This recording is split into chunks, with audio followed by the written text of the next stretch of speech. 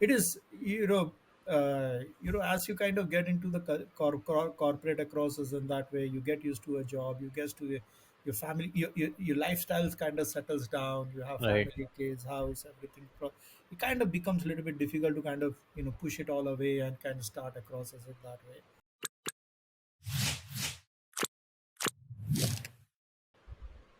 Hey Manish, thank you so much for agreeing to do this. Looking forward to the chat. Yeah, my pleasure. Thank you. Thanks for having me over. Awesome, Manish. So, would love to start with a bit of a journey till you started your company. Would be good to walk through early days, any influences that you had which helped make this decision of starting a company easier, um, and building up to founding your company. If you could walk through that. Yeah, so bit of my more of a educational background. I am a graduate from VGT Mumbai, and then I did a dual masters in industrial engineering and then computer science from Western Michigan. And then typically, like any person, graduating after that, started with my job in US. Worked at few companies, including Telcordia, which is really a subsidiary of Bell Labs, an iconic company across the US, and then decided to kind of move back to India. More because I just thought that at that time I felt across, while I still do believe that the grass is more greener on this side. So that's the reason I kind of moved across. I worked at few startups, and the last startup was where more across the little bit of the early seeds of the venture which we are doing right now kind of started. It did not start from any kind of like a domain expertise, but more across was that like three of us, the people who started co-founded RailYatri and then the company around, we all three of us used to help out a lot of other startups in the consumer space build up their early products. We were in a company called as GlobalLogic, and we created a business unit called as Version 1.0. And we used to help out a lot of startups across. So this was at the early stage when the mobility and all started becoming a big word around in that way. And one common liking which three of us had was, of course, building up anything across in the consumer space, but which is a big canvas problem statement, and uh, something which can, data or technology, mobility can help to make things life easier. So as it kind of goes around, one day, none of us came from a travel background, to be very honest, at that time. One day we saw, somewhere across, we saw big statistics of, how many people make a long distance journey in India every single day. And that number kind of hovered across, around like a 30-40 million people every single day in India, Wow. make long distance journey. Now, when I talk about long distance journey, I'm talking about a journey which is like 3 to 4 hours or Right. 200 kilometers and higher kind of a path. 30, 40 So, million is huge. yeah, and I think, for a people like us, we started, we started getting giddy with that number, like 40 million people. What a sheer problem statement. And we felt across is that if we can do anything in this space, which could attract this 40 people, has the potential to attract this 40 million people onto a platform or onto a thing, we would have a business on our hand. That was the starting assumption, just the sheer number around in that way. So that's how we kind of thought about it. And one of the, we kind of divided the market across into two three things. And people, there are primarily three popular mode of travel which people use for doing long distance in India: trains, buses, and flights. And then of course I'm talking about the public transportation part. Then private cars and those things are different. But the people who kind of put it across, so we took a very low hanging fruit at that time, which was really like, we were all train travelers, and we knew that train travel had a big potential. But at that time, considering that it was a government owned entity, there was not that much being done. But one of the things which we saw across is that the gap between the expectations of consumers and train traveler had been increasing, in a sense that people were expecting more, and what was getting delivered to them was at a very part, very, and more specifically, like for example, information centric across in that way. There were two three examples I typically always give, which kind of makes my point about how we started. So for example, I remember, one time, I was at a railway station with my sister, waiting for a train, and I was getting restless. When is the train going to come? Things like that. I was getting restless across us in that way. And my sister was like, we waited for train for ever since we were a kid. Used to have fun at railway stations around. And now why are we getting so anxious? Why are we getting? And what that kind of made me think about across is, and at that time I told my sister across is, look, we are staying in a world where we now are getting used to tracking a 6-inch envelope across the world. And here's a half a kilometer long train. I cannot track where it is across where it is around in that way. Correct? And that's my restlessness. And I think what also felt around was that, as a society, as a society, we were changing. We wanted information real time. It was time of Facebook. 5 minutes before, if your friend has a party, you get to know his pictures in 5 minutes. We Yeah. are, in terms real time communication mechanism, and not getting to know where the train is at that time, not And having this that was control power of information was around a what challenge. time? That was one starting point. This was around what time frame for our listeners? This was around 2015.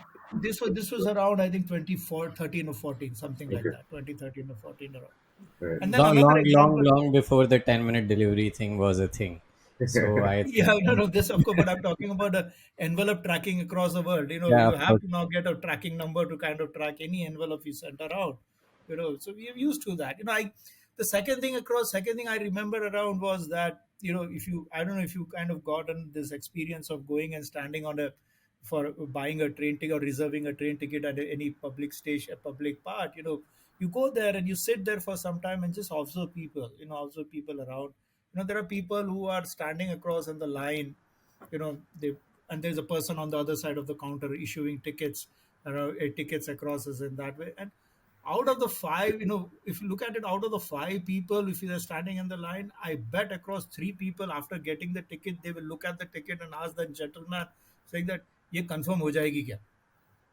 Correct? Will this ticket get confirmed? And the guy on the other side, pata nahi, dekh lo, things like that.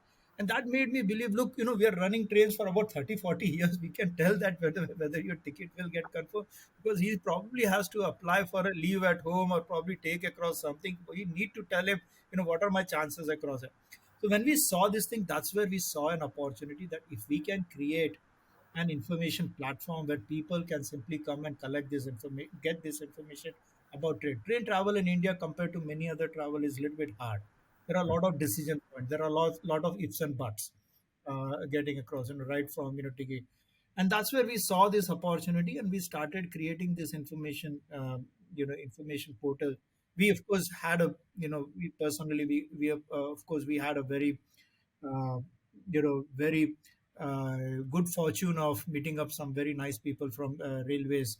When we talked about this problem statement with them, they said, we are also thinking about the same thing. Why don't we collaborate and work?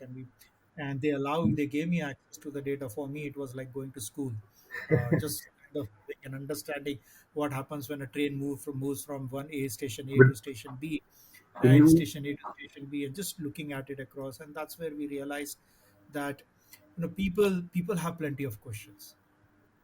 People can you need to know a lot.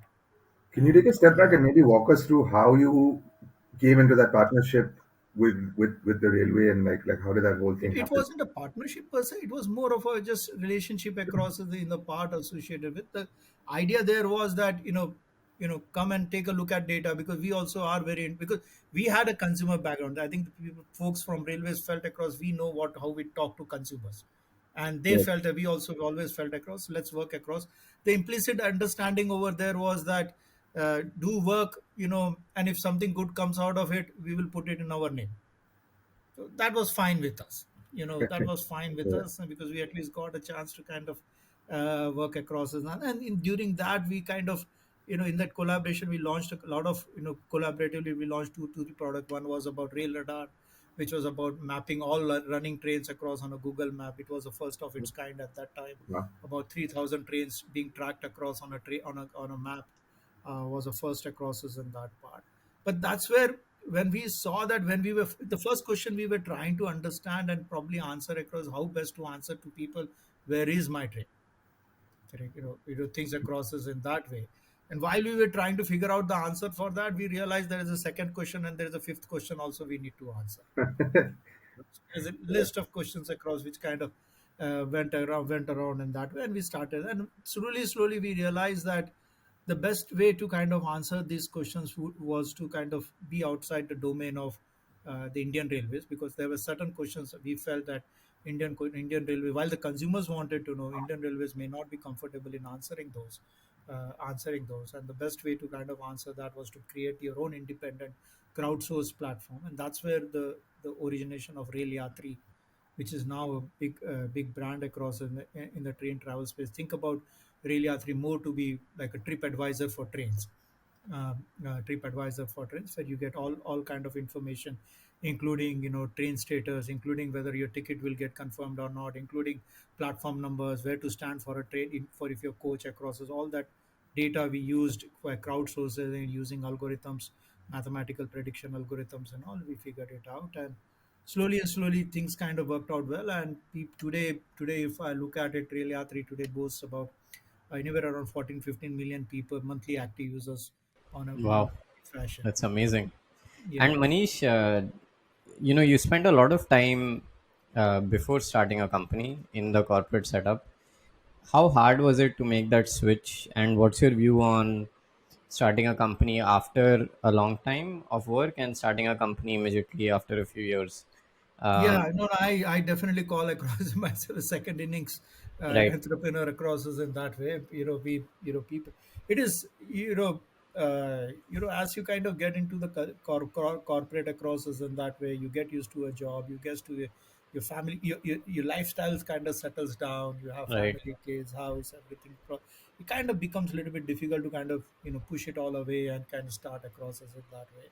So it was, for me also, it was kind of difficult in a sense that, but thankfully I had a very supporting family across, who kind of, at that time just gave me that support or impetus to say that, okay, yeah, fine, we are going to miss you for the next 3-4 years, but that's fine, things like that.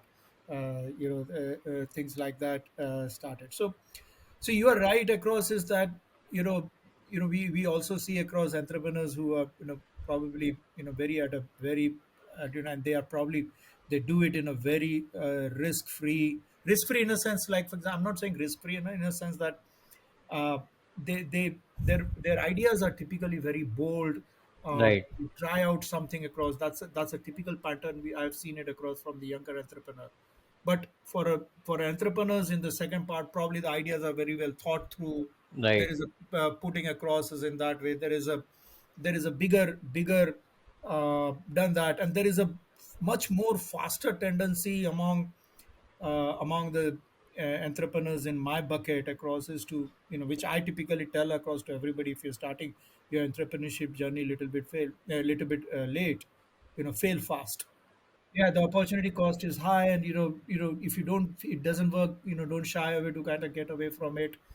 Things across is in that way, part around in that part. So yeah, so yes, I started, I would probably say my first 15-20 years were in the corporate life, but in the startups part, so I at least had that good learning about how to run and how to start and how to run a startup across us in that way. Only with the Rail Yatri, I went on the other side of the river, where right. I started And on and and just on that question, how did you manage to keep belly in fire in the belly after so many years? Because at least to me, that seems to be the biggest drawback of spending too much time in the corporate setup. You just lose that hunger because you're so well fed.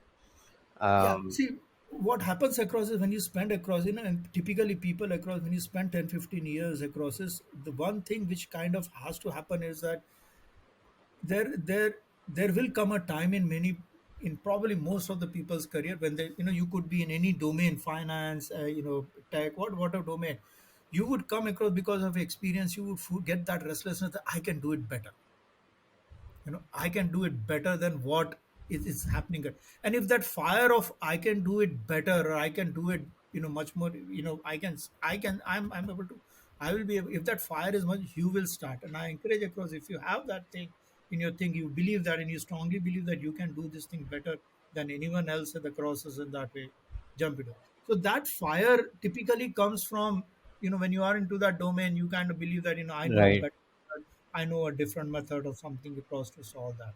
For us also, when we look at this big space, 40 million people, if you have to create a platform, you have to have, you have to think about it in a much more bigger picture, much more bigger way, as compared to just simply starting. We could not just create a solution which would work for people traveling in the north and would not work for people traveling in the south.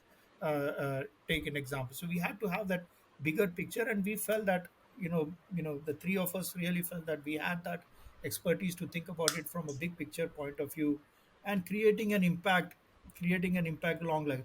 It also, many a times, people when people at my age kind of start across, there is always that burning factor, is to create some impact, create some leave something to impact, to kind of be proud about later on. So those were few things which kind of, uh, you use the word fire in the belly, but, in a sense that, those were the kind of factors which drove me around from that point. And that transition, I mean, walk us through the process, right? You kind of identified a problem space. How did you go from Yeah. idea So to for actually me, launching, right? How yeah. did So you? for me, of course, when in a person across at my level, when you think about creating a startup across, is that it is also important to kind of start thinking about it. How would it work out? Yeah, How would it work out financially? How would it work out things across us yes, in that way? Because, right, typically, when I kind of entered into, you always have, there is a house loan coming along, kid going for an education school, and all those pressures across on your right. shoulders, and you have to start making sure Responsibilities. that, those things around. Yeah. So when you think about something across, you have to do. So for me, fortunately, around is that, we had a, so one of my co-founder, Sachin, he's from Stanford, and we had a very common dear friend, Eric. He was from Stanford community. We knew each other around, and Eric is also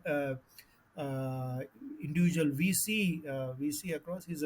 By birth, he's a Chinese American, never visit India around in that way. And we were just talking to him about, Eric, look, 40 million people travel in India every single day, around the country and all.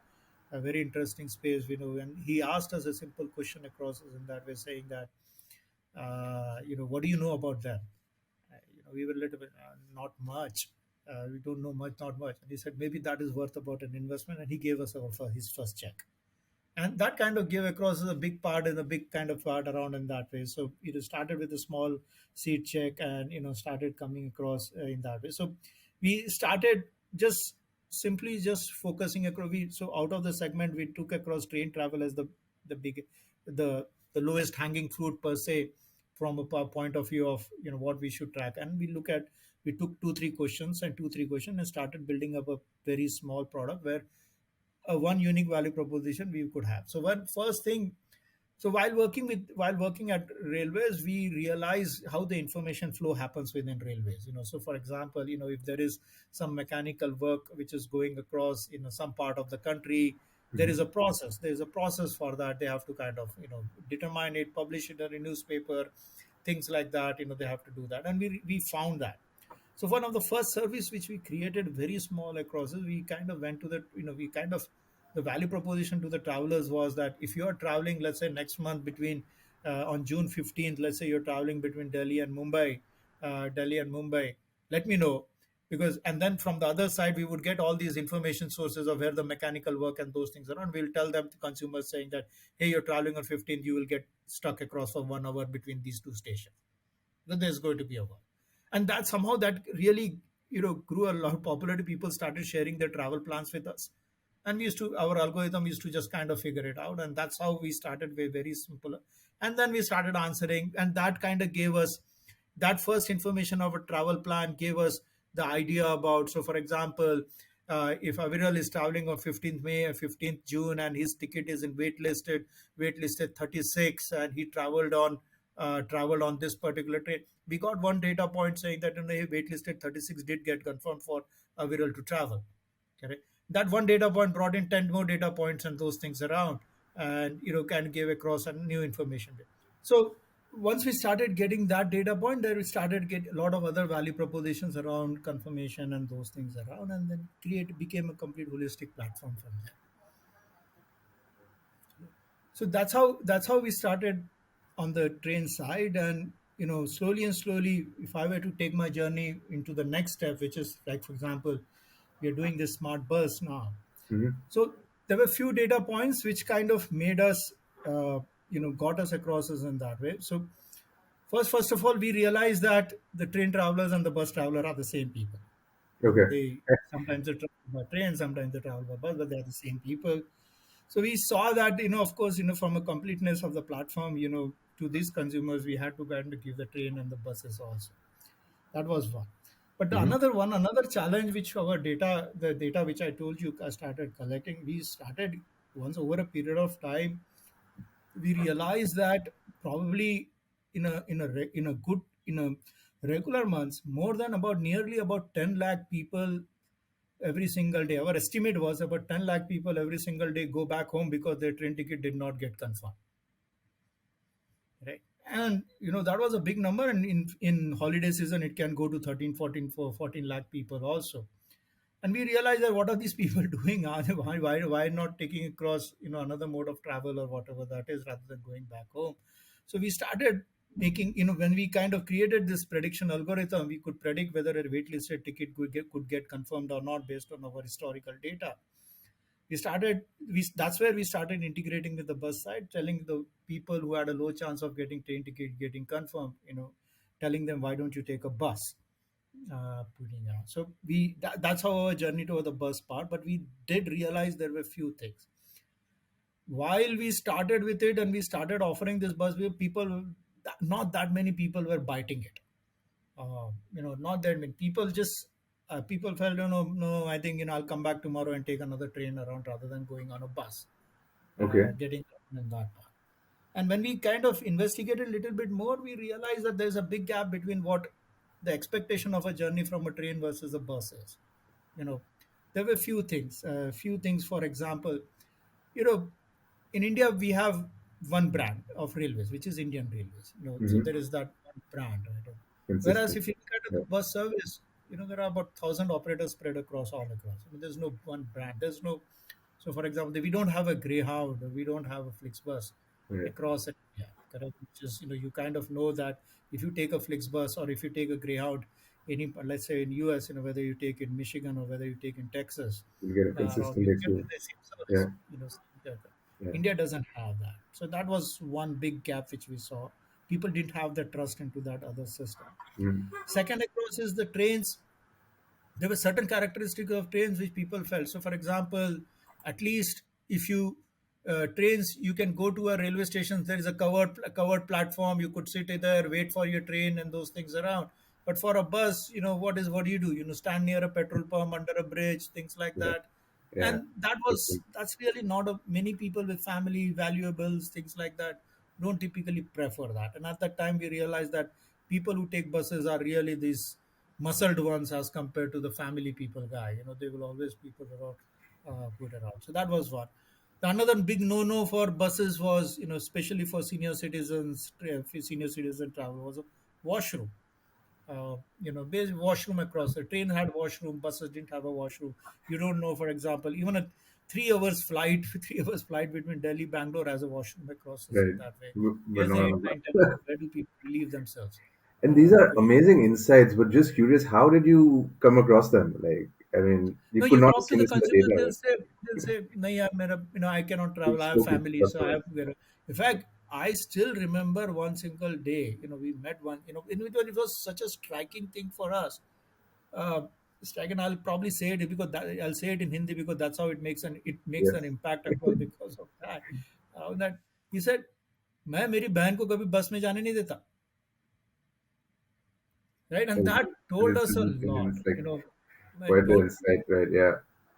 correct, told us a lot, what is the perception of that industry which is out there. Of course, in the, in certain segment which there's a mature bus industry going around, but overall perception among people around was that this one another thing which people felt across. So what we did across was that if we can create some kind of a mapping across with these features of train travel across on the bus side, we felt that consumer would have a little bit of a more seamless way to, chat. They would have still have their preference, they'll still prefer train or whatever bus they have.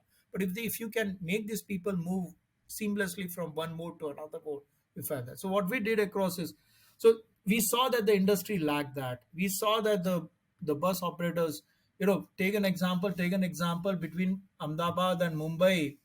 There are about, I would probably say, 80 to 90 trains which runs in a weekly basis across between Ahmedabad and Delhi. And out of about 70% of train will perennially have a wait list on that. Okay. There are about 200 buses which also runs between Ahmedabad and Mumbai, and they run at 50-60% capacity. Right? So you know that there is a pressure building on one system and there is no pressure, whereas the other system is not kind of growing across. So that's where we saw an opportunity, and we said if we can standardize certain characteristics of a travel, we could do that. We could build it across. And of course, the industry, bus industry, really lacked technology and any kind of, the modern methods of running a business is kind of lacking across in that part. Was competition an issue as well, Manish? Given Redbus and others had obviously got into No, the space at that time. no. See, even Redbus and all were there, but I'm talking about this thing independent of Redbus, because see, when you'll go and look at it, when you go and talk to the asset owners, which are the bus operators who own the buses, and you ask them about their utilization, how much percentage, you can see that they're not running the buses. With Redbus and all, the top two three people started earning more, but the big chain which is out there could not kind of sustain. They could not sustain it across us in that way. So that's where we realized that there is an opportunity if we can standardize certain offerings. So what we stayed across is we created this brand called as IntrCity SmartBus. The idea there was that you create the idea, the value proposition was that, so in this model, we don't own buses, we don't own the assets. We simply go to these bus operators, give them a spec or something across, and you say that if you can convert your bus into this format and you run the bus the way we tell you to run the bus, we will take care of the demand and you take care of the operation. That was a simpler value proposition. And the value proposition to the operators was that if you do things across the way, we would, demand always was a big challenge for the operator. Demand always has been a big challenge for the operator. It is very easy to go and buy a bus and start running a bus. All it costs across is a 5 lakh rupees worth of down payment, putting across, and you can start running. But the question across is that how do you get people on your bus? That's where the challenge is. The second challenge, which all of these operators, over the traditional period of that, consumers have started moving online. The purchase process has started moving online. The entire industry, which was more getting driven by offline, for walk-ins and those kinds of part. Consumers were, for them, the ratings and everything and the tech and all these things started becoming a big part. Most of the asset owners, they are not that much uh, comfortable with technology per se. And technology, if you look at it in the digital world, whether it is talked about ratings, SEO, and those things, that also has become a kind of a science now. Right. So for them to kind of build up all these things, they started seeing that things are kind of becoming tough. So when somebody like us came with a value proposition and told them, saying that, what, we have certain things, you do what you do the best, which is about running the bus. We will take care of the demand part and those things around. So you And operate as a matchmaker for supply side and demand side effectively. no, Um, so what we do across, the buses run in our colors. They run it okay. under the name which So is it's a called as smart. managed So managed so service. think about very, maybe a little bit of a bad example, but like Oyo, Or right? McDonald's maybe better. So McDonald's is more of a franchisee when you Right. somebody kind of put it, but Oyo is Right. something, you still run the asset, but you take Right. somebody's colors. So we simply became that part. We started determining on which route should we run the bus, what is the route it should take, what timing, what pricing, what is the configuration of the bus, should it be seater, sleeper, things like that, doing across. So we had all that data and research across. We would go to an operator saying that, hey, if you have buses to kind of convert it in this format, add it to our platform.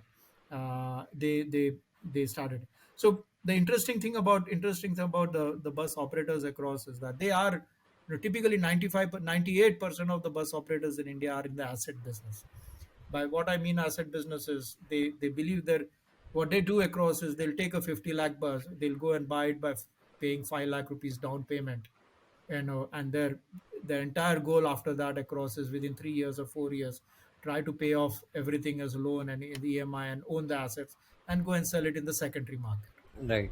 Correct. So a 5 lakh bus they can go, with something which is their down payment, a 5 lakh bus they can go and sell it in 20-25 lakh rupees. That's a good business. That's a good business around for. So that's how. So that's why they felt across, if somebody is helping them out to take care of their EMI, take care of those things around, and that's where they started partnering with us. We saw a good amount of, so operators, if they, they don't have to give all their buses to us. They can even choose, okay, I have a fleet of 20, maybe two buses I can give it to InterCity, or four buses. So some of our operators now, one of our biggest operators started with two buses, have now reached to about 24 buses.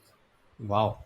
Yeah, so he's running 20. So when they see that, okay, the EMI of two buses are taken care of, they'll go and buy two more buses. Hmm. Right, when EMI taken care of, they buy go. So that's how their business kind of goes around.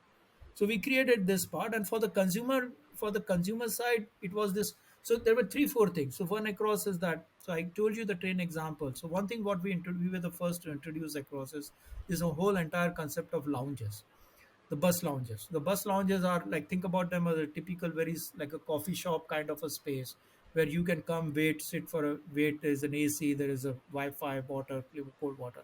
The bus will come across us in front of the lounges, and we can put it across. So that kind of brought in the similarity of a railway station or an airport, from that mechanism going on. The second across is we kind of encouraged all of our operators to kind of put a washroom on their bus. So today about 40, except in the hilly areas, because that's where we don't do, because of the safety reasons. All of our routes will at least have one or two buses running across, with a washroom around in that part.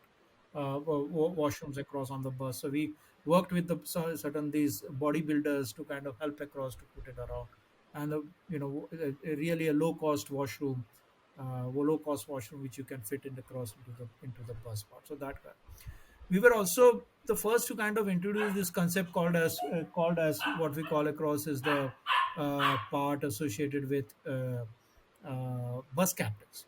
So for example, trains you have TT, bus flights you have air hostesses, things across. Buses was completely run across at the mercy of the driver and the cleaner across. So you don't go to a pilot of a flight and say that, I need water, or I need a sofa.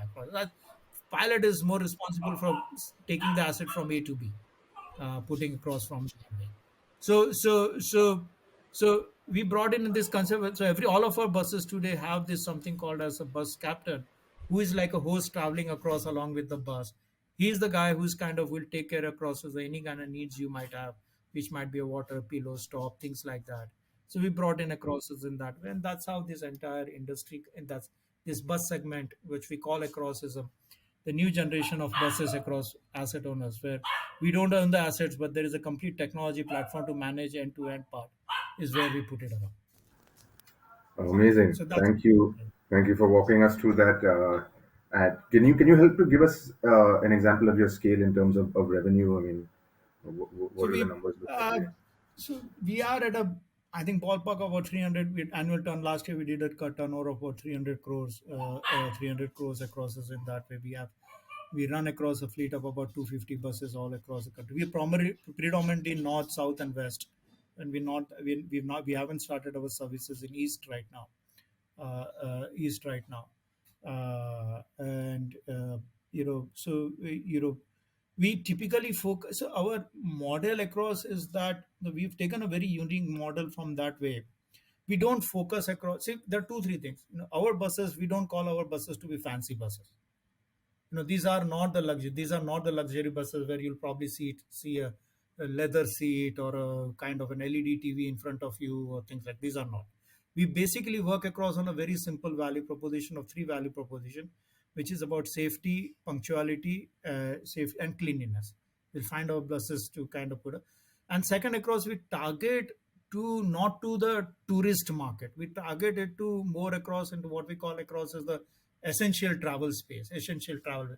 So essential travel is something which we all do to go and visit our family, or go to a students do to kind of for their education, healthcare. We go across us in that way. So for example, Delhi Lucknow is a popular route for us because that's where so we what we've done across is we've identified.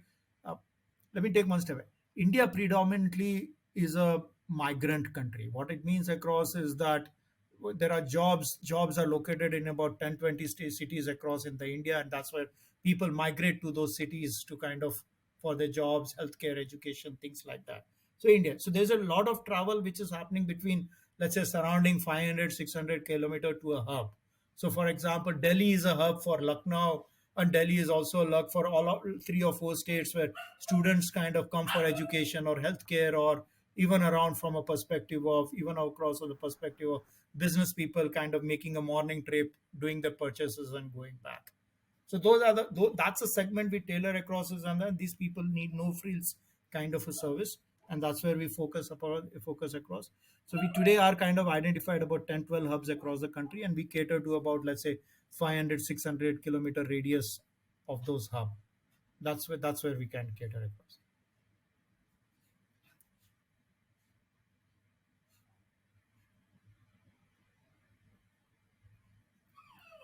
So I was going to ask what's next, Manish. Where does the company? What are next steps for the company? How does it Yeah. scale? So if you if you're talking about a market size about, if you take a long distance buses in India, market size about, I would probably say anywhere across 8 9 lakh buses across which runs in India, and we are at about, so we just scratch the surface. Right. So for us to kind of just grow across into this part, just keep growing across as a part, the next 2 3 years will completely tail it around. We believe that we have a good product market fitment right now, and this has a our business this year has turned completely profitable. Wow. uh, Congratulations. yeah, and profitable, and now we have all the doors open for us to kind of just go and scale and kind of go across our path, and that's what our focus over the next 2 3 years is going to be. 2 years we right now run across our buses on about 40 50 routes, and I think we want to target to about reach to about 150 routes, and then go deeper into each route also, rather than just running one bus, run a fleet of buses. Buses, unlike trains or flights, they typically run 8 10 services in a day or something like that. Understand. And just to close out, the reason why we call the podcast Founders Unfiltered is because we seek unfiltered feedback from the founders at the end of the conversation. So, is there any unfiltered feedback you received in your journey as a founder that really changed your perspective? Ideally, it should be brutally honest, extremely transparent, but something that really made you think and change the way you did things. So you're referring to any feedback which we received? Yes, which you received as a founder. Yeah, I think, so quite honestly, we were quite fortunate across to, you know, so for example, some of the big investors, including Helion Ventures, Bloom Ventures, Omidyar, and even Nandan Nilekani is our investor. So Right. having a person like Nandan across and interacting with him, who has kind of thought about a problem at a Nandan Nileg was like thinking about Aadhaar, or thinking about the payment system, and this how to look at it across from a big picture point of view, which impacts the India or the Bharat kind of a part across us. A lot of tips, a lot of way how to look at it, how to go across us in that way. More importantly, what I learned and what we learned from people like these across is gain small victories, which will hopefully one day turn out to be a bigger part. We got a lot of a big mistake which people do across when they're trying to look at it from a big problem statement across was that they try to capture the entire world. uh, I think the learnings which we got across, it's not about it. Gain small things and then you kind of scale Right. it up. Then you kind of scale it up. So that's a typical advice we've always received from all the people Awesome. we met. Awesome. Thank you so much, Manish, for sharing. I think it was a pretty deep dive and interesting look in a space that a lot of us don't really have a lot of information in. So, thank you so much, Manish. Thank you, everyone, for tuning in. Thank you for having me.